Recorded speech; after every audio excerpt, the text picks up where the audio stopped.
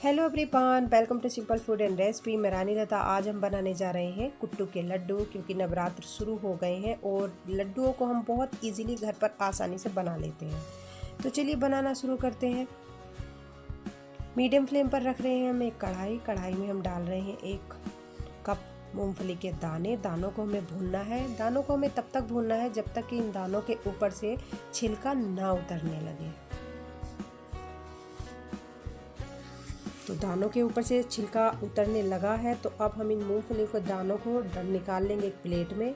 और इसी कढ़ाई में हम डाल रहे हैं 2 बड़े चम्मच देसी घी को मेल्ट कर लेना है। मेल्ट करने के बाद अब हम इस घी में डाल रहे हैं 3 कप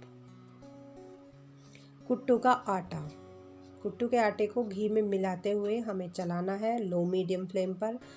फ्लेम को हमें मीडियम भी नहीं रखना है, मीडियम से कम रखना है, जिससे कि हमारा आटा अच्छे से भुने जले ना।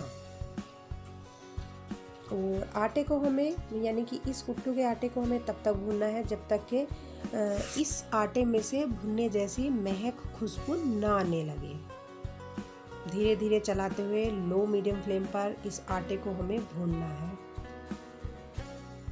और हमें अच्छे से भूनना है। नहीं तो हम अगर जल्दी भूनेंगे या हाई फ्लेम पर भूनेंगे तो हमारे जो लड्डू हैं उनमें से अच्छे नहीं लगेंगे, उनमें से जले हुए की खुशबू आएगी। इसलिए हमें लो मीडियम फ्लेम पर इस आटे को भूनना है काफ़ी तसल्ली के साथ। तो आटा हमारा भून चुका है। अब हम मूंगफली के जो दाने हमने भुने थे उनको साफ़ कर लिया है और अब हम इनका एक पाउडर बनाने जा रहे हैं मिक्सी के जार में डाल के। अब हम हल्का मोटा इस मूंगफली के दानों का पाउडर बना लेंगे।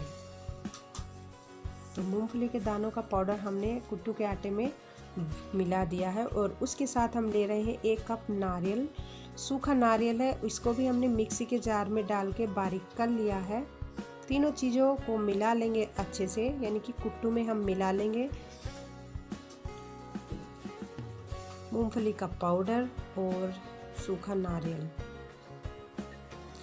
और ये सब मिलाने के बाद अब हम बनाएंगे एक चाशनी। तो मीडियम फ्लेम पर रख रहे हैं हम एक भगोने में हम डाल रहे हैं 1 कप चीनी में हम डाल रहे हैं आधा कप पानी को हमें चीनी में इतना डालना है जिससे कि पानी जो है चीनी को अच्छे से कवर कर ले। और हम इसको ज़्यादा नहीं पकाना है, क्योंकि हमें इसकी चाशनी नहीं बनानी है। हमें तब तक पकाना है जब तक कि हमारी चीनी इस पानी में अच्छे से घुल ना जाए। तो लो फ्लेम पर हम धीरे धीरे पका रहे हैं चाशनी को। और चाशनी में डाल रहे हैं 2 हरी इलायची दरदरी करके। हमने इलायचियों को कूट लिया है। तो लो फ्लेम पर पक रही है हमारी चाशनी हमारी इस तरह से पक रही है। तो चीनी हमारी अच्छे से घुल चुकी थी। तो अब हमने फ्लेम को बंद कर दिया है और ठंडा होने के लिए रख दिया है। जब तक हमारी चाशनी ठंडी हो रही है तब तक हम कुट्टू को निकाल लेंगे एक बड़े बर्तन में। तो हम यहाँ परात ले रहे हैं, परात में हम निकाल रहे हैं कढ़ाई से कुट्टू के आटे को, जिसमें हमने मूंगफली का पाउडर और सूखा नारियल मिलाया है। और एक बार फिर से हम इन सारी चीज़ों को मिला लेंगे हाथ से, जिससे कि ये सारी चीज़ें अच्छे से मिल जाएं और हमारे लड्डू काफ़ी स्वादिष्ट बने। इस तरह से जब ये सब चीज़ें मिल जाएंगी तो तब हम इसमें डालेंगे बारीक कटी हुई किशमिश और 1 चम्मच खरबूजे के बीज भुने हुए। और अब हम इन सारी चीज़ों को मिला लेंगे। सब चीज़ों को मिलाने के बाद अब हम चाशनी हमारी ठंडी हो गई थी तो चाशनी को हम मिला लेंगे आटे में।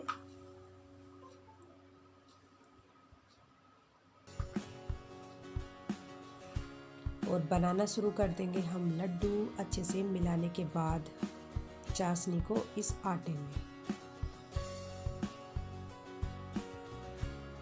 तो इस तरह से हम छोटे छोटे लड्डू बना रहे हैं। आप अपने अकॉर्डिंग बड़ा छोटा जैसा भी आपको पसंद है उस साइज़ का लड्डू बना सकते हैं। तो इस तरह से लड्डू बनाने के बाद अब हम इस लड्डू को कोट करने जा रहे हैं बूरे में।